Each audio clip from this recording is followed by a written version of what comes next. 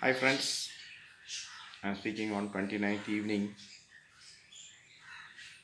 The world is reeling under the pandemic with more than around 6.5 lakh infections so far.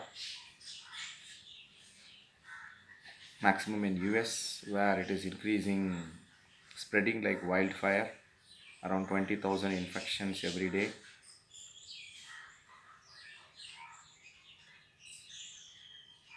In Italy and Spain, it is not slowing down,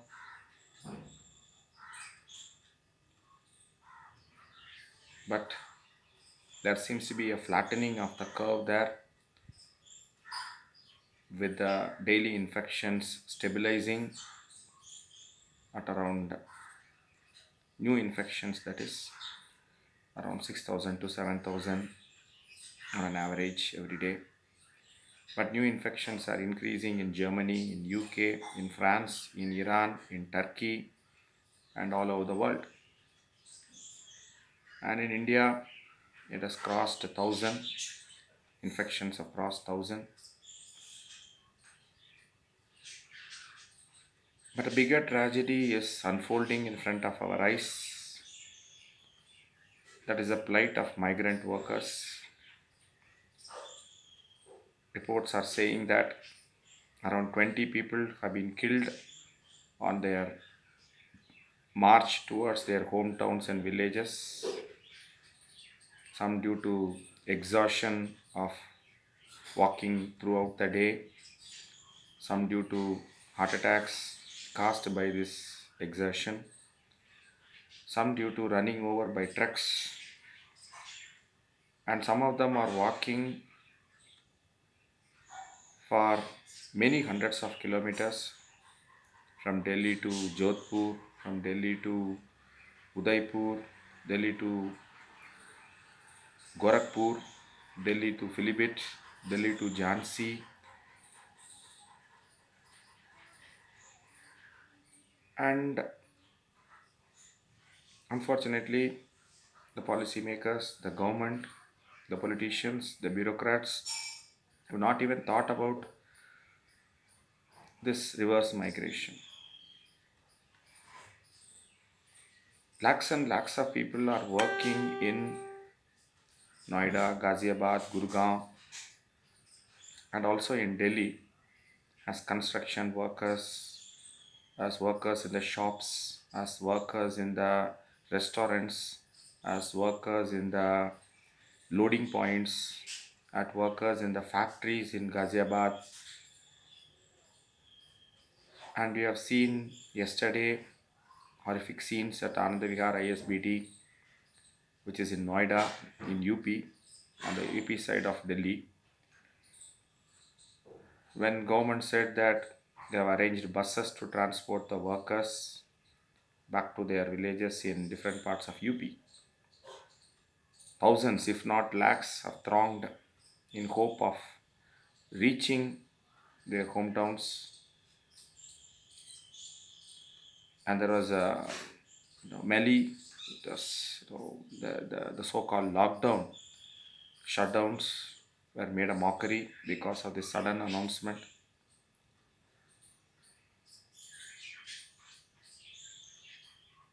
But there is some hope in the sense that people on the wayside, when these people are walking hundreds of kilometers, shopkeepers, common people, petrol bunks are offering them food, some snacks, water. We don't know how many days it will take for them to reach their home because they are carrying whatever wealth they have on their head, sacks with their children. Some of them are too small, so they are carrying them. They are carrying their old. It is a human catastrophe, probably next only to the similar migration happened in 1947 partition.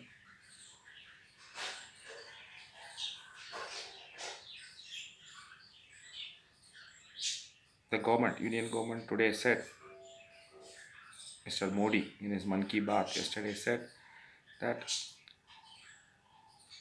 interstate travel should be should not be allowed, will not be allowed, and directed the states to block people coming from other states. How inhuman we could be. But there is no ban on intrastate travel.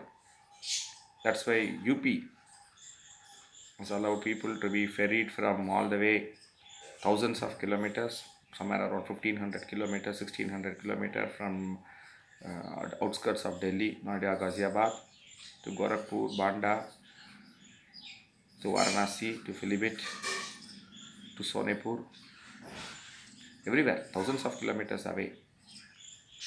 That is no ban on that.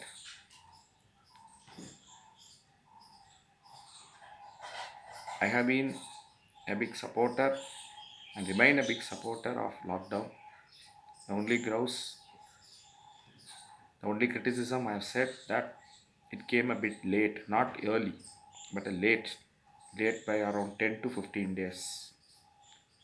Awareness program could have been launched by end of February or first week of March, when we saw what was happening in things unfolding in Europe, and anticipated such things and prepared the people for that, and prepared contingency plans for the migrant laborers to be taken back to their places, or better still, assure them that they can stay in Delhi or in any big city where they are at present, and government will make full arrangements for their stay and food irrespective of the lockdown period. They could have arranged big stadiums, big grounds, and asked army to provide the necessary equipment like sheds, tarpaulins, shamianas,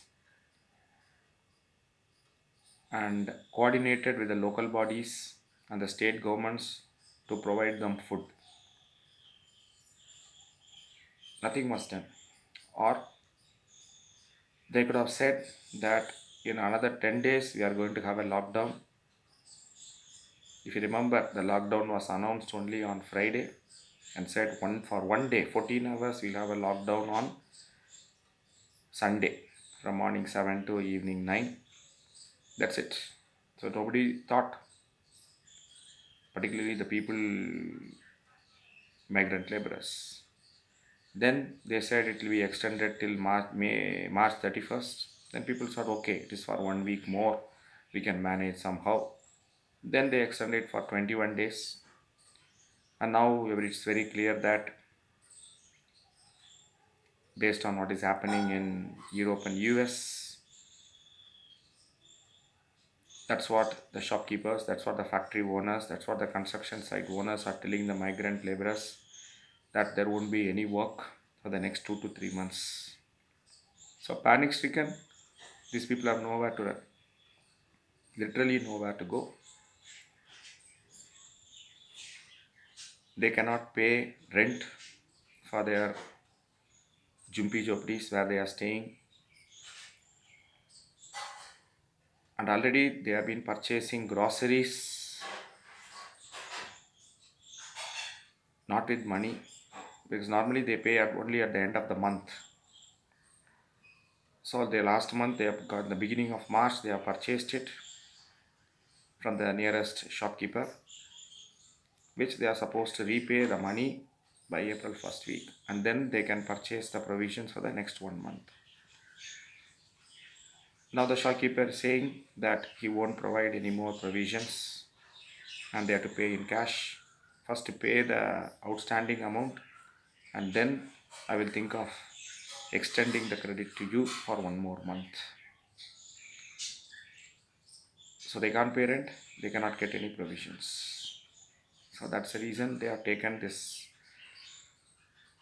unthinkable decision of walking hundreds, if not thousands of kilometers with the meagre belongings they have and with their children and women of all ages.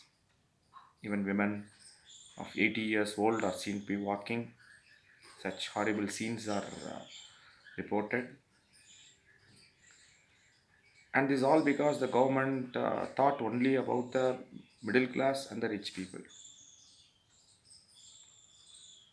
They brought all the standard Indians from different parts of the world. That is the first reason why this virus spread to India, the stage one. I'm not saying that is bad, but they allowed all of them without proper screening and testing at the airports. That is the biggest mistake they have done. They should have kept all the people in quarantine in the airports itself in makeshift tents or some buildings in the airport or close to the airport, strictly monitored with CCTV cameras and 24/7 security surrounding that. And only after 14-15 days of quarantine and only after testing them that they are negative, they should have been allowed to go back into the society to their homes. They never did that, they never anticipated that. But a government which thinks about few hundreds or at best two, three thousands of stranded Indians, whether it is in China or from Japan or from Europe or from Gulf countries, has failed to think about crores of Indians, migrant workers who have traveled across breadth of length and breadth of India to work in mega cities like Delhi and Bombay. Why? Don't they count?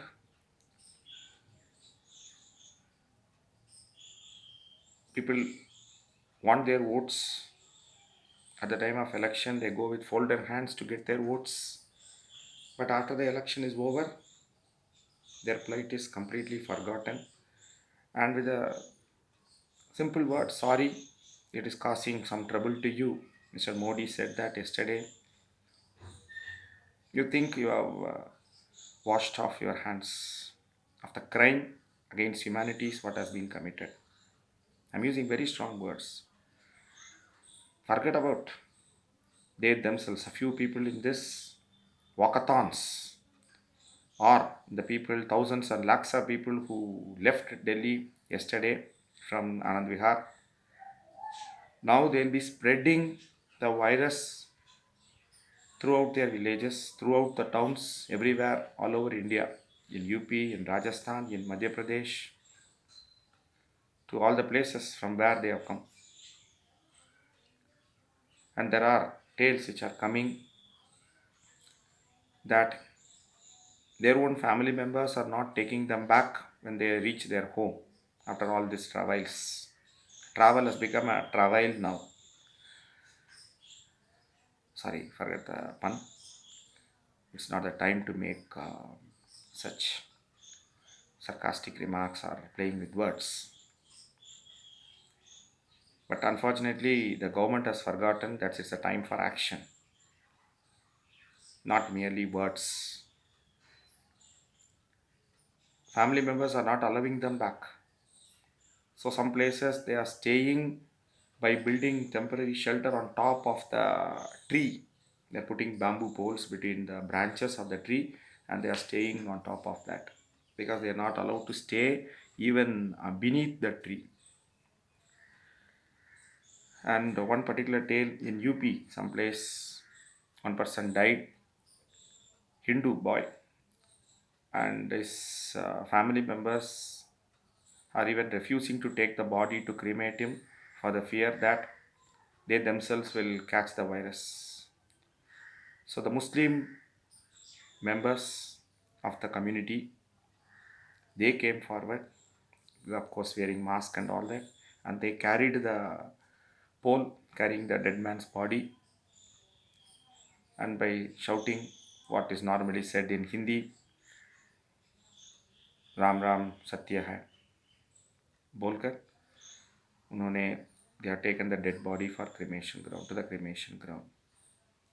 So it shows that humanity is still alive. But it is already dead in the minds of the rulers.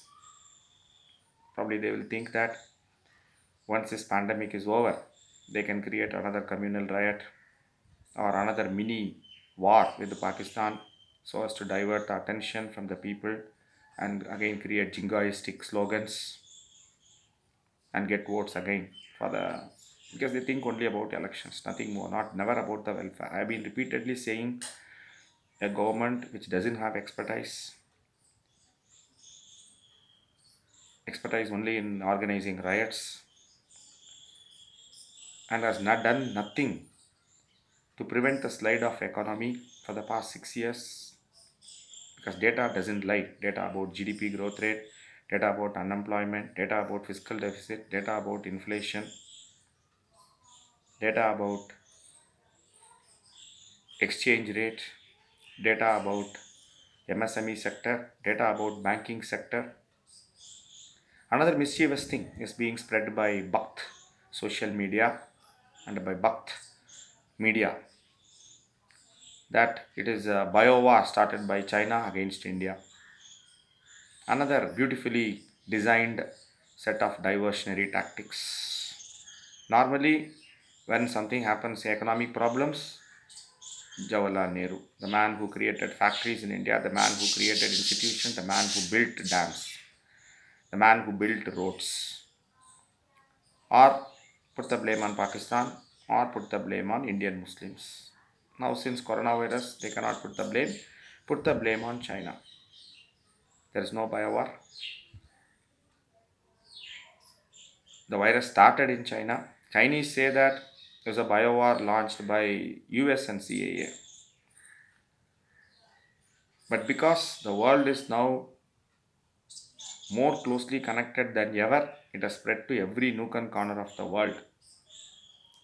India, which has very less connection with China, both economically and politically, could have easily prevented the spread by better screening at the airports. But we failed to do so, and now we are starting to pay the price for it by complete ineptitude of the people in power, for whom the lust for power has completely destroyed their ability to see things clearly. They are drunken with power so much that they don't give a damn about the poor people of this country who have voted them to power. We don't know how these people are going to survive once they go back home, because there is no work available. How they are going to survive, how they are going to eat. Yes, few state governments like in south, like Tamil Nadu and Kerala, have started free feeding programs for the poor people. They also has assured the migrant laborers in both in Tamil Nadu and Kerala, a lot of people from Purvanchal who are working in factories and in the shops. So there is no need to panic and go back to their home, because that is 2000 kilometers away, sometimes more than 2000 kilometers away. You can't walk and you have to cross so many state barriers. Please stay here. We'll arrange a separate area for you to stay, and we'll provide you food, free food, till you get back your jobs, or till the situation becomes normal and you can go back home. Like the world, which is connected more than ever, India is also connected more than ever. There is a lot of migration of people for work and manual work, even blue collar and white collar jobs. And there are some stories which defies logic, defies reason, defies even belief. One IAS officer working as additional collector in Koilon district in Kerala was come from Singapore around 10 to 12 days back, was quarantined in his own home by the health workers. After 3 4 days, when they went to check him how he is, that person was not there. I forget the name of that gentleman, some Mishra. So when they called in his mobile phone, he said, I have already come back to my home in Kanpur. Such ridiculous people, how they can become IAS officers when he should be in his own district where he is posted, Koilon district, leading the efforts of the government to provide relief to the people. He has run away to his native place.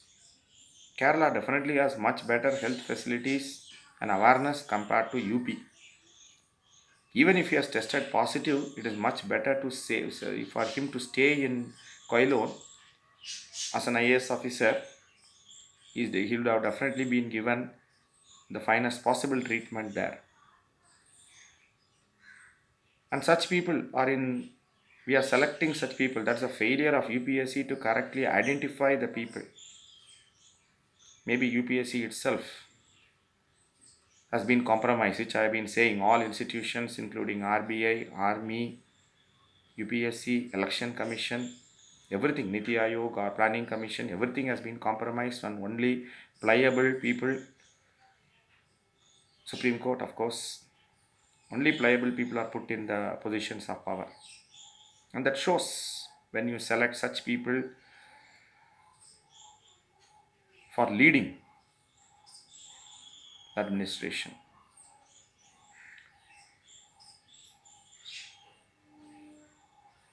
This migration, forced migration by the authorities, is creating a disaster, a catastrophe. I don't know how we are going to tackle it in the coming days. The death toll, both by sheer exhaustion of walking such kilometers distances, is going to take its toll. Plus, we are at a stage of the pandemic,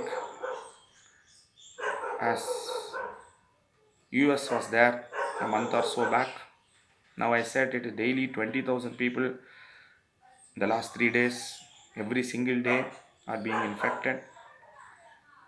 Still, India has tested only 27,000 people compared to around 5.5 lakh people in US, around 4.5 lakh people in Germany. Germany has a population of 7 crore incidentally, and around 3.5 lakh people in South Korea, which has a population of around 2.5 crores. Still, we have tested only around 27,000 people, and many of them, of course, well connected people who rush to the government hospitals and use their influence to get themselves tested. This is the problem what we are facing.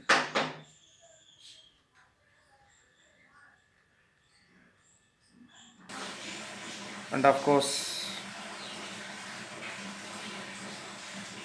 yesterday Mr. Modi said they are creating a new fund called PM Cares. Why the name is PM Cares? Why the name is not India Cares?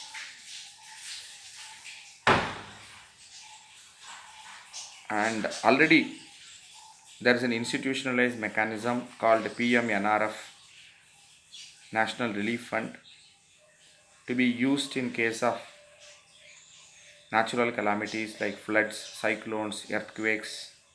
The word is extra, etc. That could have been used. PMNRF, people should have been asked to donate.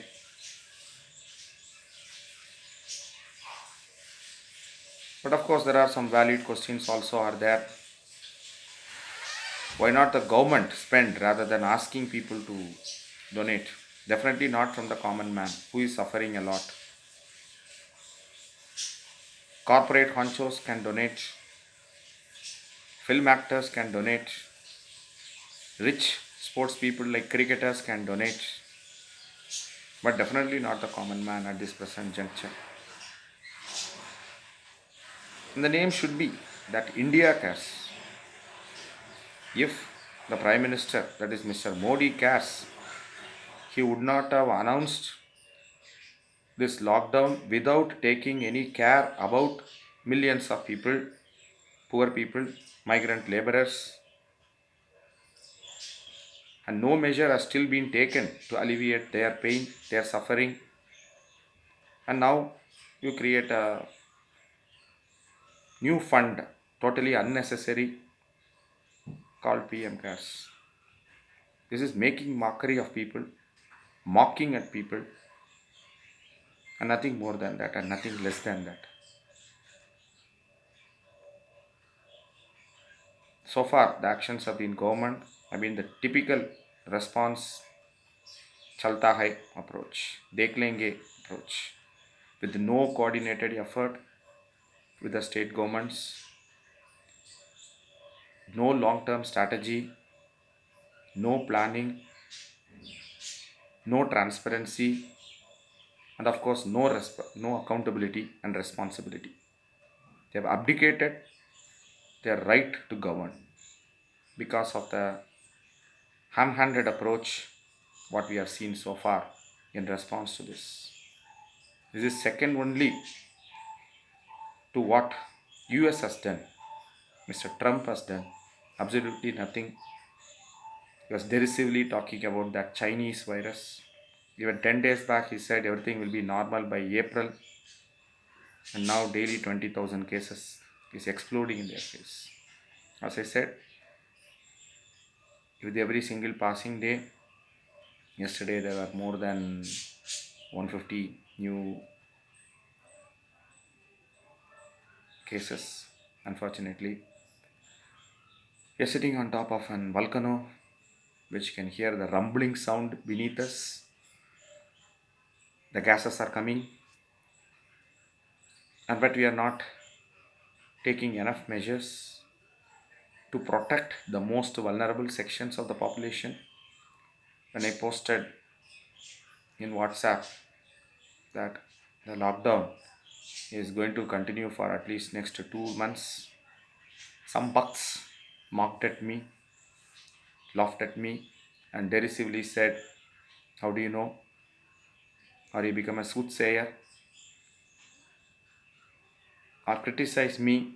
Now don't spread rumors, don't spread panic. Our government is doing its best, and it will do its best also, we are sure. And I'm sure these are the people who would have stockpiled their groceries and all other necessary items for the next 6 months. But their agenda is to protect their master at any cost, at the cost of India, at the cost of millions and millions of people. As long as such people are there, this is what will happen. I still fervently hope, that the government wakes up to the reality, takes some urgent measures, because now the rabi crop is ready for harvest, the mango crop is ready for harvest, the lychee crop is coming to ready for harvest. We have to protect the plight of farmers. We have to somehow harvest them. In Punjab and Haryana, the harvest is mostly done by migrant laborers from Purvanchal. Now that is not available to them. How they are going to harvest, how they are going to bring it to the mandis, how FCI and the private people are going to procure them. Because this wheat is needed for the next 1 year. This is a major harvesting time. All the export markets are gone for the Alfonsos and the Lichis. And how even the farmers are going to transport them to the big cities within India for their market all over India is a big question mark.